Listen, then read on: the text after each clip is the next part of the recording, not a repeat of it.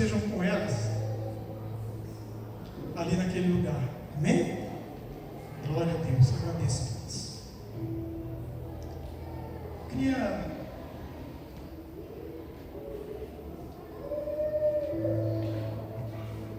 deixar o tema dessa pregação. Hoje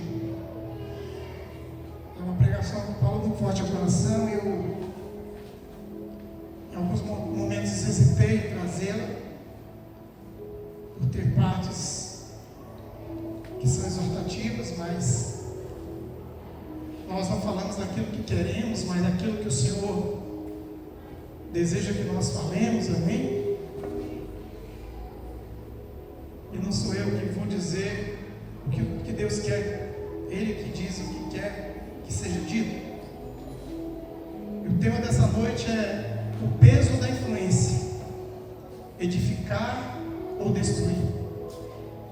Amém? Nesse momento eu gostaria que você fechasse seus olhos no local onde você está, porque Senhor Deus, eu oro, Pai, para que o Senhor venha sobre nós nesta noite. Que não seja esse teu servo falar, Pai, mas que seja o Senhor a conduzir, Senhor, essa ministração. Que a tua palavra, Pai, seja transmitida, Pai, de uma forma original, Pai, da tua boca, da tua palavra. Sempre a luz, Pai, da tua palavra. Nós te agradecemos por isso, Deus. Sonda os nossos corações e tira tudo aquilo que é mal, que é ruim, Senhor. E nos faz por algumas horas, por alguns minutos, capazes de trazer aquilo que o Senhor deseja essa noite. Em nome do Senhor Jesus. Amém. Amém. Glória a Deus. Amém. Como eu disse, essa pregação, o título dela é O Peso da Influência, Edificar ou Destruir. Amém? E a Bíblia, ela não esconde a realidade da natureza humana. Sejam boas práticas que nós fazemos ou más práticas, a Bíblia, ela coloca em pauta tudo aquilo que nós realizamos nessa terra, desde antes de Jesus, nos tempos de Jesus e depois dos tempos de Jesus. Nós pecamos, acertamos, erramos, e a Bíblia relata tudo aquilo que vem edificar os nossos corações. Amém? E não é diferente para as mulheres. As mulheres, elas têm um grande poder de influência, sim ou não? Mulheres podem elevar uma nação e destruir muitas nações. Podem destruir vidas, famílias, pela influência, porque foi Deus deu isso a nós, essa capacidade. Amém? E muitas vezes nós, nesses dias em que nós estamos comemorando os Dias das Mulheres, 8 de março, bem pertinho do dia do aniversário da minha esposa, acho que não foi uma coincidência, mas uma Jesuicidência, em que nós vamos ter a oportunidade de estar saindo, nós dois, para comemorar esse aniversário dela. Eu vou poder abençoá-la de uma forma melhor, né? Esses dias, o aniversário dela, que é dia 19 de março. E há 8 dias antes, nós estamos comemorando o Dia da Mulher. Então, sempre a Bíblia está recheada de mulheres virtuosas, sim ou não? Eu acredito que ontem, quando as mulheres estiveram aqui, aqui no culto das mulheres, no culto que foi organizado aí para as mulheres. Eu acredito que foi muito dito sobre isso. Eu estive por um pouco curto de tempo aqui, simplesmente para trazer uma oração que a minha esposa pediu, a pastora Maria pediu, mas eu creio que muitas palavras de bênção foram lançadas sobre as suas vidas e foram ditas muitas coisas de muitas mulheres virtuosas da Bíblia, sim ou não? Em geral, nós fazemos isso. Nós colocamos aquilo que agrada aos nossos corações, mas nem sempre é assim. E a Bíblia, ela não esconde, ela coloca também as coisas terríveis que nós, seres humanos, fazemos. E no dia de hoje eu queria lembrar de uma mulher. E não fiquem zangados comigo, com o seu pastor, que eu vou morder, mas depois eu sopro. Amém? Glória a Deus. E eu queria perguntar para vocês,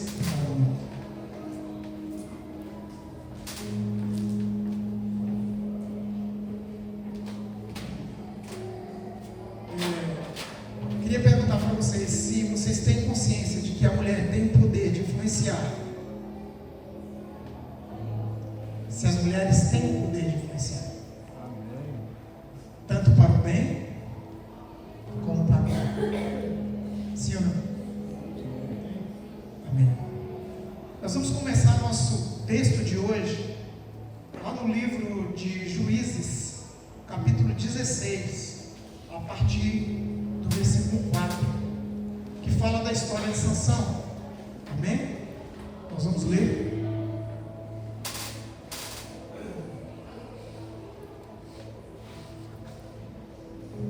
Livro de Juízes,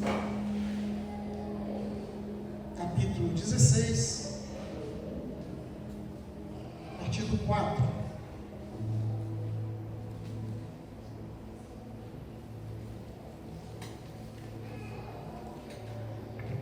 Quando você achar, você diz: pastor, achei. Amém. Amém? Glória a Deus. Depois você pode ler todo o livro, que é sensacional. Diz assim a palavra do Senhor: depois disso, Sansão se apaixonou por uma mulher do vale de Soreque, a qual se chamava Dalila. Então os governadores dos filisteus foram falar com ela e lhe disseram: convença-o a revelar em que consiste a sua grande força e como poderíamos dominá-lo e amarrá-lo, para que assim possamos subjugá-lo. Cada um de nós dará a você 1.100 moedas de prata. Então Dalila disse a Sansão: peço que me conte em que consiste a sua grande força e com que você poderia ser amarrado e subjugado. Queria que você repetisse comigo, primeira vez. Está fraco. Queria que você repetisse comigo, primeira vez. Sansão respondeu: se amarrarem-me com 7 cordas de arco, ainda úmidas, ficarei fraco e serei como outro homem, qualquer outro homem. Os governantes dos filisteus trouxeram a Dalila 7 cordas de arco, ainda úmidas, e com as cordas ela o amarrou. Dalila havia deixado alguns homens escondidos no seu quarto. Então ela disse: Sansão, os filisteus vêm vindo aí. Mas ele arrebentou as cordas de arco, como se arrebenta o fio de estopa chamuscada que é colocada perto do fogo. Assim, não se soube em que consistia a força que ele tinha. Então Dalila disse a Sansão: eis que você tem zombado de mim e me falou mentiras.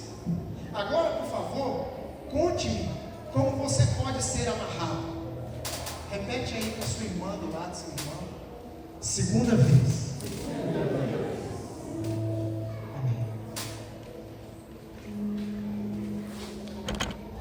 Ele disse: se me amarrarem bem com cordas novas, que nunca foram usadas, ficarei fraco e serei como qualquer outro homem. Dalila pegou cordas novas e o amarrou. Depois disse: Sansão, os filisteus vêm vindo aí. Dalila havia deixado alguns homens escondidos no seu quarto, mas Sansão arrebentou as cordas dos seus braços como se fosse um fio de linha. E Dalila disse a Sansão: até agora você tem zombado de mim e só me falou mentiras. Diga-me como você poderia ser amarrado. Ele respondeu: fala aí com a sua irmã do lado. Terceira vez. Ele respondeu: se você tecer num tear as 7 tranças da minha cabeça, e se aprender com um pino de tear, ficarei fraco e serei como qualquer outro homem. Enquanto ele dormia, ela pegou, teceu as 7 tranças dele num tear, prendeu-as com um pino de tear e depois gritou: Sansão, os filisteus vêm vindo aí. Mas ele despertou do sono, arrancou o pino e tirou o cabelo do tear. Então ela lhe disse: como você pode dizer que me ama?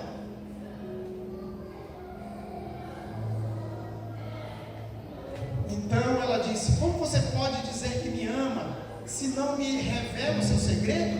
Por 3 vezes você zombou de mim e ainda não me contou em que consiste a grande força.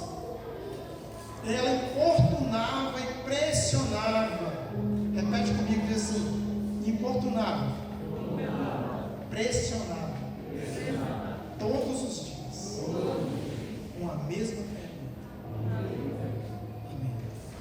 De modo que a alma dele se angustiou até a morte. Então ele contou o seu segredo. Fala com o seu irmão: 4 vezes.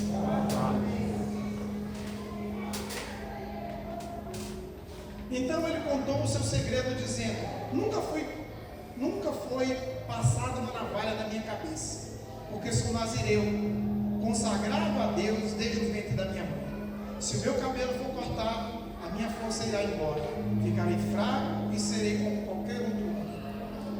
Quando Dalila viu que ele lhe havia contado o seu segredo, mandou chamar os governantes dos filisteus, dizendo: venham mais esta vez, porque agora ele me contou o seu segredo. Então os governantes filisteus vieram até ela e trouxeram com eles o dinheiro. Dalila fez com que Sansão dormisse no colo dela, e tendo chamado um homem, mandou raspar-lhe as 7 tranças na cabeça, e assim começou a subjugá-lo. Sansão havia perdido sua força. Então ela gritou: Sansão, os filisteus vêm vindo aí. Ele despertou do sono e disse consigo mesmo: vou sair como das outras vezes e me livrarei. Mas ele não sabia ainda que o Senhor já se havia retirado dele. Então os filisteus o agarraram, furaram os seus olhos dele e o levaram para Gaza. Amarraram-no por correntes de bronze e puseram a virar um moinho na prisão. Amém? Essa história aqui é real, porque tudo aquilo que a Bíblia diz é para nossa instrução. Amém? Tudo aquilo que a Bíblia fala é para o nosso conhecimento, é para o nosso crescimento. Amém? Aqui essa história está nos dizendo de uma mulher sedutora, de uma mulher que usou da sua influência, e como nós dissemos aqui, por 4 vezes, ela foi várias vezes tentando influenciar e mudar e adquirir aquilo que ela queria de Sansão. Amém? E no final da quarta vez ela conseguiu aquilo que Sansão tinha de tão precioso, que era esse segredo de ser um nazireu. Vocês sabem o que é um nazireu? O nazireu é uma pessoa que faz um voto com Deus, e na sua grande maioria das vezes, esse voto nem é feito pela pessoa que é o nazireu, mas em geral os pais dessa pessoa fazem um voto de nazireu.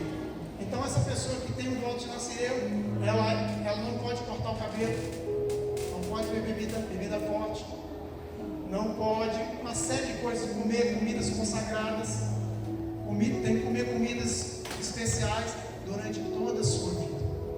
E era nisso que consistia a força de Sansão. Sansão era um homem muito forte, matou mais de 200 homens com uma queixada de burro de uma só vez sozinho.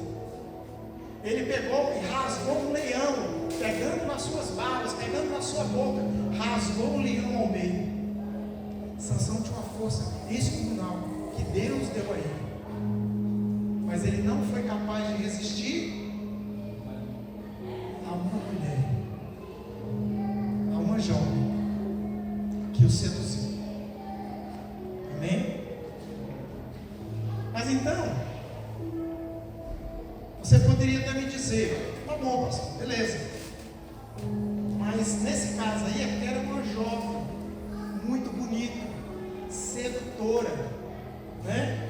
Vamos dizer aquelas, o pessoal fala aí uma palavra, falação não é muito pesada, vou falar uma mais, essas meninas que, né? Tem umas 3 palavras aqui que tá na minha boca, eu não vou falar não. O pastor filma, né? Vai que eu depois dá um problema. Mas essas meninas jovens, bem lindas, né? A jovialidade da mocidade é uma coisa fantástica, né? E fica muito fácil, sim ou não? Até as mulheres que tem aqui, né? Fica mais fácil, fica sim ou não? Você está na flor da idade, assim, de dar aquela piscada assim de olho assim, o cara já cai no chão. Não precisa nem fazer muita coisa, só aquela piscadinha, o cara já vem assim, né? Com a língua para fora. Então aí você pode até me dizer isso, falando: pastor, tudo bem, beleza, mas era Dalila, né? Dalila, pela palavra, do jeito que fala, ela devia ser linda, né? É tanto que Sansão, aí também há uma correçãozinha para os homens, né? Sansão era um vacilão, porque em primeiro lugar, uma coisa que nós devemos colocar aqui, quando nossos filhos eles vão crescendo e começam a chegar, os jovens aí não escutam não, tá? Só para os mais velhos. Quando eles vão chegando naquela idadezinha mais, os hormônios que não se converte, o hormônio não se converte, ou o bicho abençoado, é o tal do hormônio, né? Quando nós chegamos naquela fase, os pais falam: esse aqui não, essa aqui não. Mas eles escutam? A gente escutou? Esse é um grande problema, né? Porque Sansão, a primeira vez que ele saiu de casa, ele foi para uma terra dos filisteus e se apaixonou lá por uma filisteia. E já chegou em casa, os pais falaram: meu filho, será que não tem uma moça bonita aqui no meio do nosso arraial, no meio da nossa parentela, no meio da nossa tribo? Não tem uma moça formosa aqui para você se apaixonar? Ele nem aí, nem deu atenção, né? Aí depois se envolveu com outras mulheres. Dalila foi a última, amém? Mas mesmo assim ele já estava bem tarimbado com o negócio, ainda teve que passar 4 vezes lá pela situação para poder cair na tentação, amém? Mas aí, como eu estava dizendo, você pode até vir me dizer: não, pastor, é porque ela era novinha, né? Você fala, é porque ela era bonitinha, era não sei o quê. Bom, mas a Bíblia está recheada de mulheres más. Esses dias eu vi uma lista de 10. E assim, se você ler a história, você fala: como pode? Mas hoje eu não vou trazer, porque hoje é o dia das mulheres, eu só vou trazer de 2. Né? Então, já que uma era muito novinha e tal, não sei o que, para não dizer que era novinha, trazer uma senhora, né? Mais uma senhora assim, que foi, sabe quem? A filha de Jezabel. Olha de onde veio, né? Essa senhora se chamava Atalia. Era filha de Jezabel com o rei Acabe. Jezabel, a gente já sabe, né? O bagaceiro que ela fez foi grande. Foi tão grande que o profeta que matou 400 profetas de Baal fugiu com medo dela. Matou 400, mas no outro dia ele fugiu, vazou com medo de Jezabel. Essa era boazinha, era, né? Misericórdia. Então, a Atalia foi filha de Jezabel. Só sabe o que ela fez? Vamos comprovar à luz da palavra. Eu não vou ler para vocês, mas depois a Dai bota ali para nós. Está em 2 Reis 11, do 1 ao 3. Ela simplesmente, depois que o filho dela, que era rei em Israel, morreu, ela pegou e matou os netos dela tudo. Mandou matar os netos dela tudinho para tomar o reinado, para ficar como rainha. E nada mais, nada menos, era a descendência de Davi que ela estava destruindo. Era dentro da descendência de Davi que ela estava matando todos. Só que, como Deus, né, Juca estava falando sobre as coisas maravilhosas que Deus faz, né? Deus está atento a todas as coisas, amado. Por mais que se maquinem coisas horrendas, horríveis, Deus está no controle. Quando chega no máximo, Deus intervém para que o mal maior não venha sobre nações. Amém? E aconteceu que, quando Atalia tentou matar todos os netos, uma serva que era filha do rei pegou um dos meninos chamado Joás e levou, escondeu esse menino em uma masmorra, em um local escondido. E ela ficou com esse menino escondido, sabe por quanto tempo? 6 anos, para que ela não matasse. Durante esses 6 anos ela reinou como rainha neste lugar, porque ela estava sossegada, tranquila, que estava tudo certo. Só que aí, quando o menino completou 6 anos, já estava com 7 anos de idade, ele tinha 1 ano quando foi retirado, ele estava com 7 anos, uns líderes descobriram e trouxeram de novo esse menino para assumir o reinado. E aí ela ficou louca, porque ela não sabia que ainda tinha esse caso ainda para resolver, mas não deu tempo. E aí retiraram ela do palácio e acabaram matando essa rainha. Amém?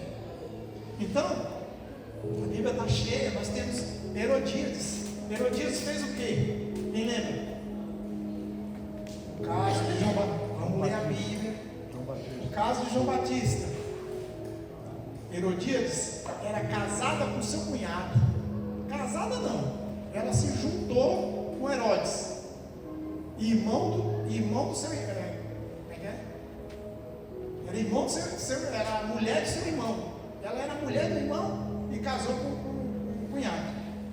E João Batista vivia apontando ela, falando para ela: ó, você está pecando, você vai para o inferno, o machado está posto à raiz da árvore que não dá fruto. Você, Herodes, também, você é culpado, não sei o que, não sei o que. E ela ficou furiosa com João Batista com aquilo. E na hora que Herodes prendeu João Batista, o que ela fez? Colocou Herodíades, colocou a filha dela, que também era uma jovenzinha, para dançar com o rei. E o rei, naquele negócio, a influência da menina, o que ele fez? Minha filha, o que você quiser do meu rei, eu vou te dar agora. Herodíades foi lá no ouvido da menina e falou: eu quero a cabeça de João Batista numa bandeja de prata.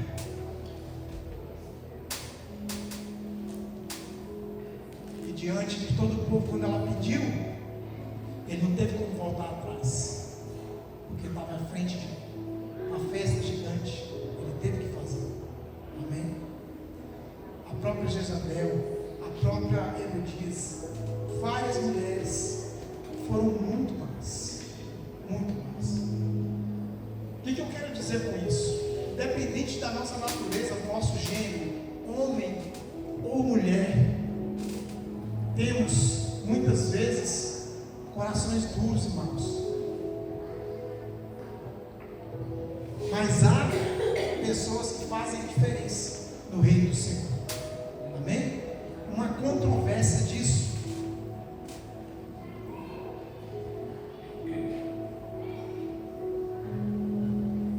A gente vê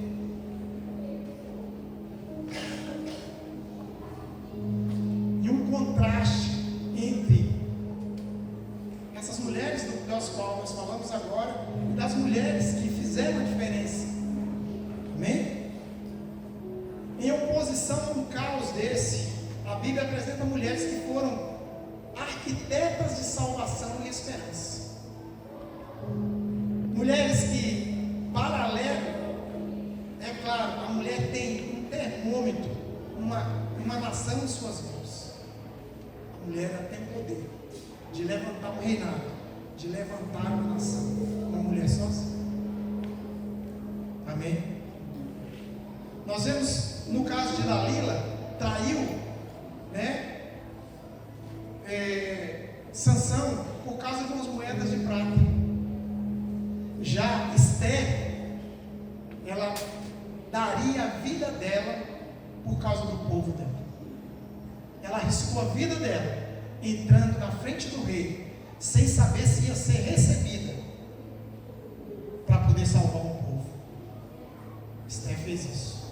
Amém? Joquebede guardou um filho dentro de um cesto, arriscou, pediu para que a irmã dele o seguisse à beira de um rio cheio de crocodilos, mas ela sabia que Deus estava com ele, que Deus tinha propósito na vida de Moisés, e Moisés foi resgatado daquele rio, e Moisés foi o maior libertador do povo judeu, do povo israelita daquela época, por conta de ação de uma mulher, a mãe dele, Joquebede. Amém?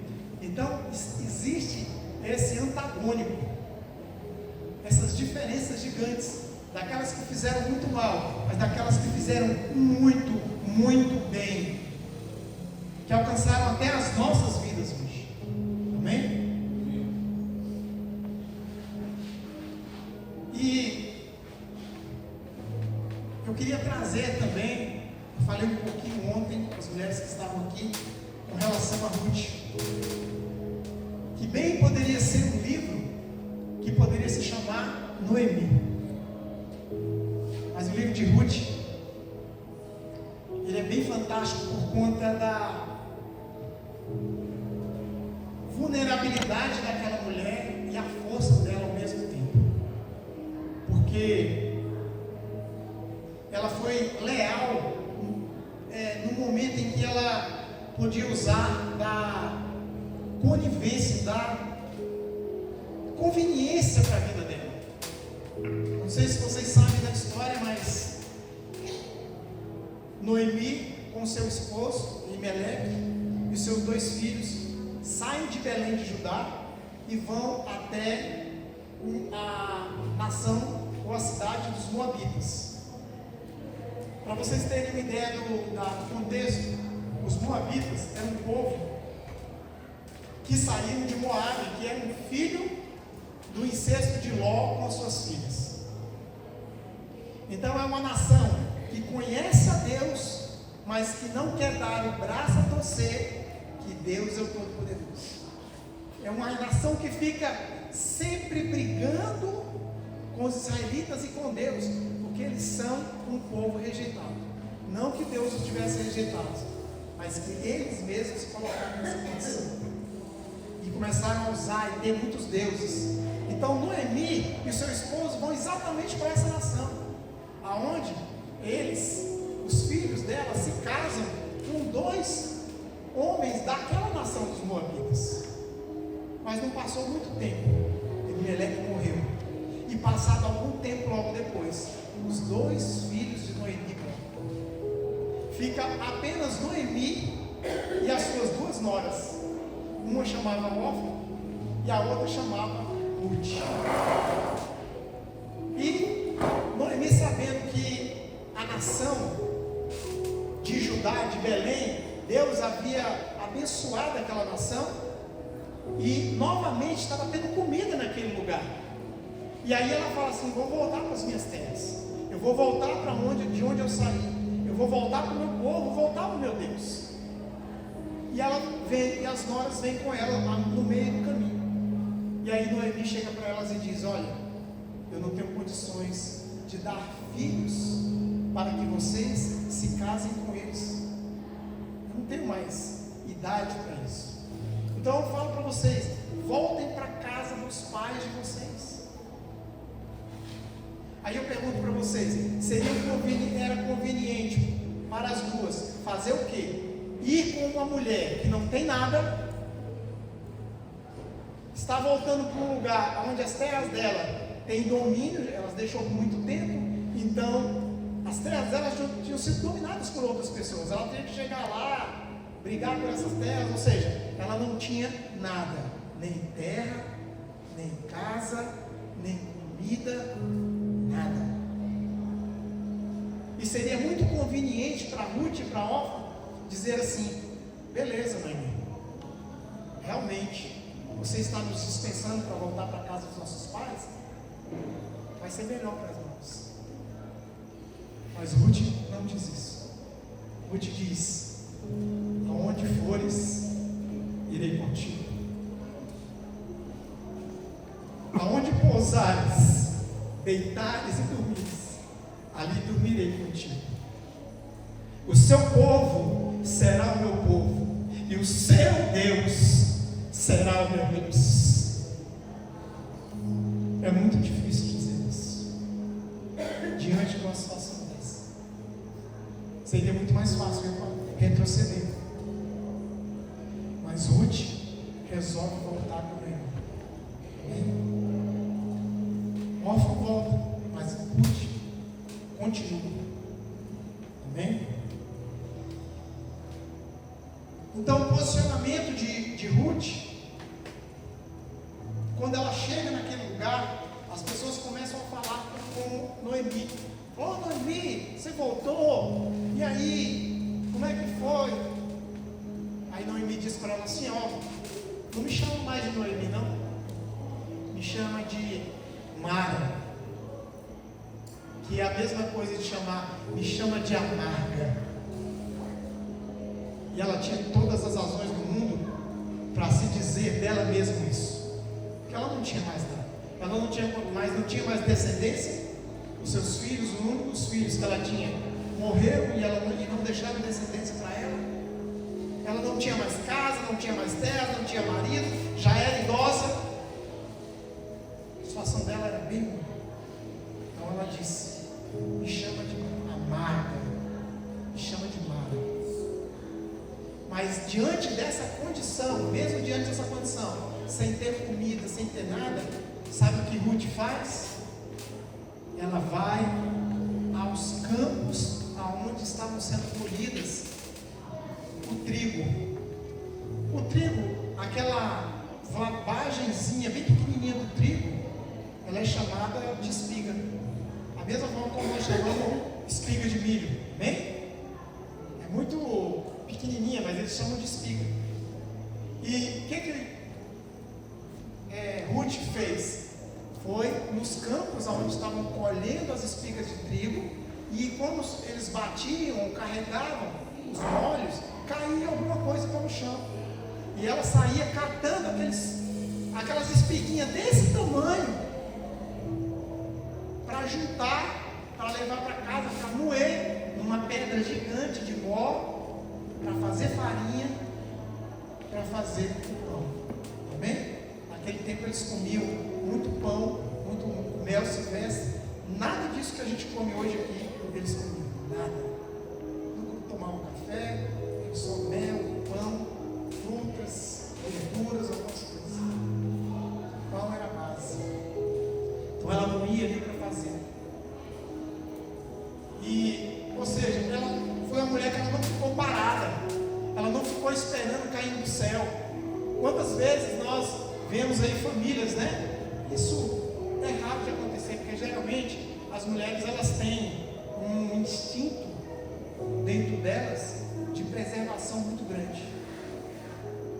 E esse instinto de preservação, ele muitas vezes ultrapassa até a função do homem, que é de prover. Amém? Quando o homem não dá conta de prover, elas vão lá e fazem. Sim ou não? Elas vão lá e fazem, porque elas têm isso dentro deles. E não foi diferente com Ruth. Ela pegou aquelas espigas, juntava aquelas espigas, pouquinho para levar para casa. Ela não ficou esperando cair do céu. Mas nós também sabemos que tem muitas que ficam esperando, sim ou não? Ah, vai fazer um curso. Ah, não, é muito difícil. Ah, mas vai aprender alguma profissão para você fazer. Não, acho que eu já estou meio velho, já não dá para me ensinar. Procura fazer alguma coisa para ajudar o seu marido. Não, ele que se vire. Sim ou não?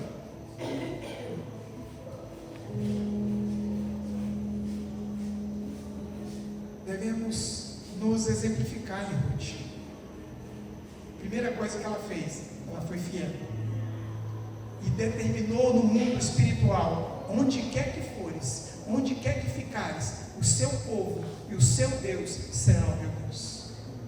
Ela determinou isso e não deixou que as circunstâncias ruins se abatessem sobre ela. Amém? E ela foi atrás.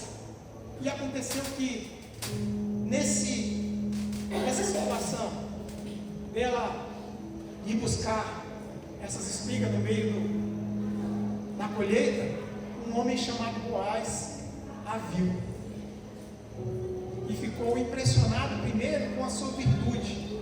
Aquela mulher que era estrangeira, você pode entender que não era benquista, sim ou não? De um povo que era um povo que guerreava com Israel. Ela poderia muito bem ter sido escorraçada daquele lugar, sim ou não? Mas ela não bateu de frente, ela continuou lutando.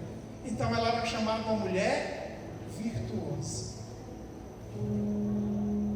Boaz viu a virtude daquela mulher antes da beleza. Viu que ela era uma mulher capaz, uma mulher guerreira. E a própria população viu em Ruth a fidelidade dela com Noemi. Porque não seria qualquer um que voltava. E ela voltou para ajudar ele. Amém? Então ele observou tudo isso nela e desejou resgatar tudo aquilo que Noemi tinha, as suas terras, e foi um tutor, ele foi um protetor de Noemi e de Ruth, porque ele era Boaz, ele era um parente próximo do esposo de Noemi. E com isso Boaz desposa Ruth, se casa com ela, tem um filho e dá descendência para Noemi. Essa descendência era o avô de Jessé, que era o pai de Davi. Muitas vezes nós nos vemos, e muitas vezes, mulheres, vocês se veem subjugadas.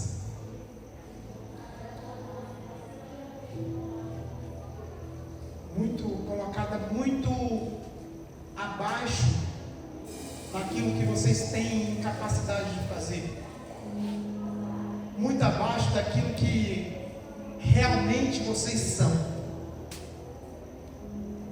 Porque Deus, quando formou vocês, algumas pessoas até dizem, né? Quando Deus fez o homem, fez nós primeiro, aí nós éramos o rascunho e vocês eram a obra-prima. Amém?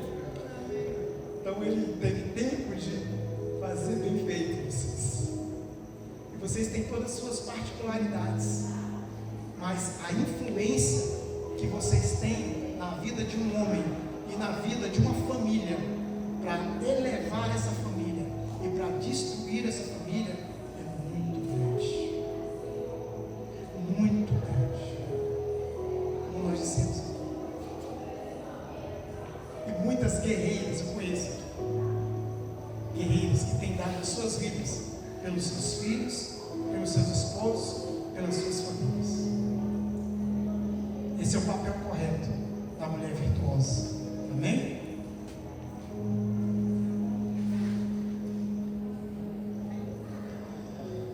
Então, no ponto 1 de Ruth, diante da escassez, ela foi resiliente.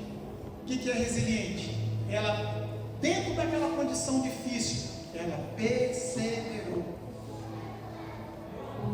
Muitas vezes eu escutei aqui da igreja, quando ainda não era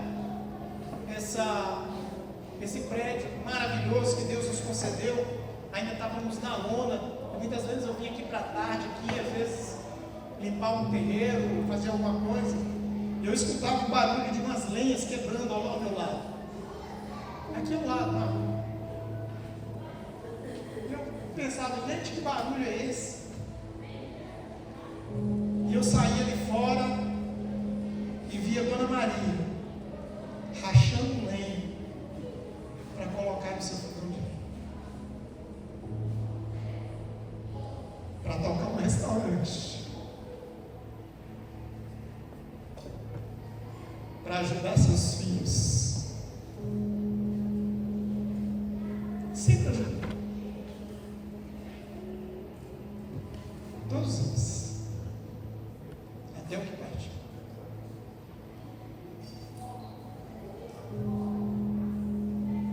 Mulheres têm força,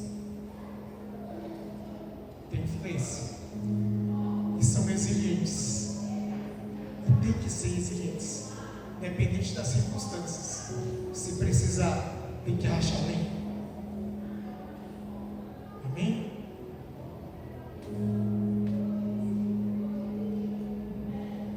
Tem que ser leal também às mulheres. Sejam leais às suas lideranças, suas pastoras, aquelas que trazem conselhos verdadeiros, conselhos como os conselhos de mãe, conselho de mulher que tem todo o interesse em ver você bem. Só as mães fazem isso. E vocês têm uma pastora nessa igreja que se preocupa com cada um de vocês e ora pela vida de vocês.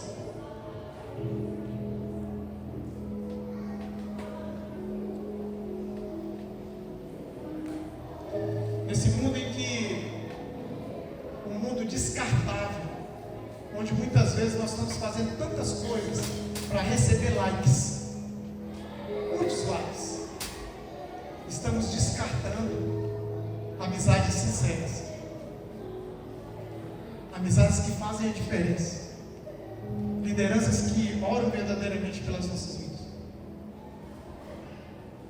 em função do mundo que tem colocado isso em nossas vidas.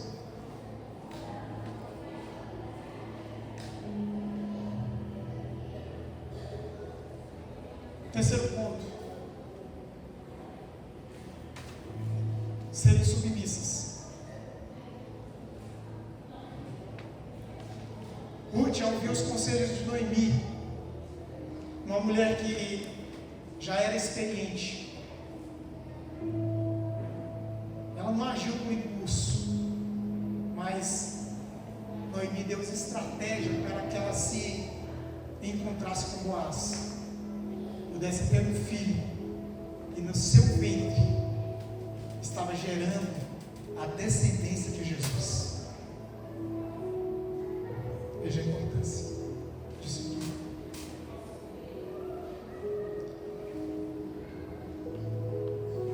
A autonomia da mulher contemporânea ganha mais força quando aliada à sabedoria e ao aconselhamento. Ruth nos ensina que saber ouvir as referências certas, acelera o encontro com o nosso boss, nosso propósito e a nossa provisão. Então, o poder não está na manipulação, mas na virtude. Vocês têm o poder da manipulação, mas o poder da virtude de vocês, de serem mulheres virtuosas, fazem com que vocês tenham uma força para derrubar gigantes ou para dar à luz a reis. Amém? Use dessa influência, use primariamente dessa virtude para edificar o reino de Deus, assim como Ruth, assim como Esther, para edificar reinos. Amém? Com isso eu concluo e queria que meu irmão Juca viesse cantar uma canção aqui para nós, uma canção em homenagem a vocês, mulheres, nesta noite, que tem algo de muito especial dentro de cada uma de vocês. É aquilo que Deus vela, ama. Ele quer a alma de vocês. Ele quer que vocês se entreguem verdadeiramente a Ele, para que Ele possa instruir vocês em tudo aquilo que é necessário para a edificação da sua família, dos seus filhos, dos seus netos, da sua descendência, do reino de Deus. Você é raridade, você é preciosa.